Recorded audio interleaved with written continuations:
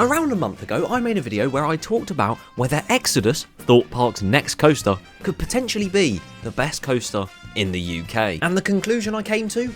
Well, you're gonna have to watch that video to find out. But if you did watch it, you'll know that at the end, I did say, if we hit 236 likes, funny because it's the height of Exodus, that I would do a part 2 where I look at your guys' opinions. And the video ended up getting 3 times that goal. So, it also looks like Exodus will be 700 foot tall. Let's go! But as said, today, I'm here to look at some of your guys' opinions on Exodus and whether you think it will be the best in the UK. And if you briefly want my opinion, of course, a month has passed since that video, so my opinion could have changed drastically.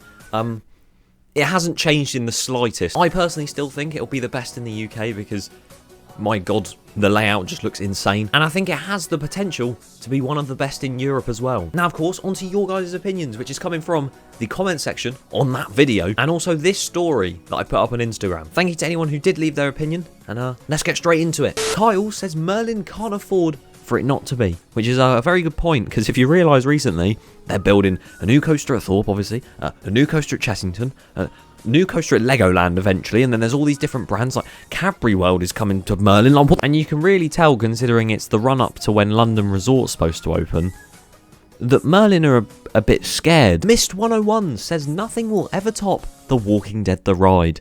I'm with you on that one. Before you can enter the safe zone, you need to answer 3 questions. You at the back. How many walkers have you killed? I ain't got a clue, mate, not gonna lie. Harry says breaking height record inversions over water. What's not to like? And I always forget about that over water part, because all of this ride, as insane as it already is, being over water, oh, it's gonna be so cool. Wags360 says, honestly, I don't think it'll beat Rita, but it might be second.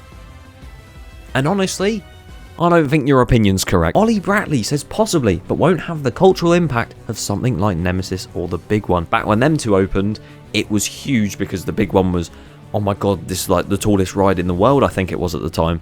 And obviously Exodus is going to be the tallest in the UK. So I definitely agree with that. It won't have the same impact as them two did, but it'll still have some sort of impact, I guess. Scott Land says, I think it will be. Nemesis is my current UK #1, and if this is any more intense, has some decent airtime, not weak kind like Icon, throwing shot, then I think we're on to a winner. Honestly, I couldn't agree more with that. I mean, Icon is my #1 instead of Nemesis, but I can definitely see what you mean, because this ride could, it could have some forces to it. Real Riders says no, because its neighbour is the UK's best. You think Colossus is the best coaster in the UK? Random User 23 says if they made the layout a bit longer with some more elements and airtime, it could definitely beat the other rides for the top spot. Which is it's a good point. I mean, it's not the longest ride in the world, but I think Nemesis isn't the longest ride in the world. Obviously, Smiler and Icon, they're pretty long. With Nemesis being quite a short ride, and I'd say this is probably around the same length of it, I think it'll be amazing. Cedar Thrill says top 20 in the world. I really think this could be top 5 worldwide.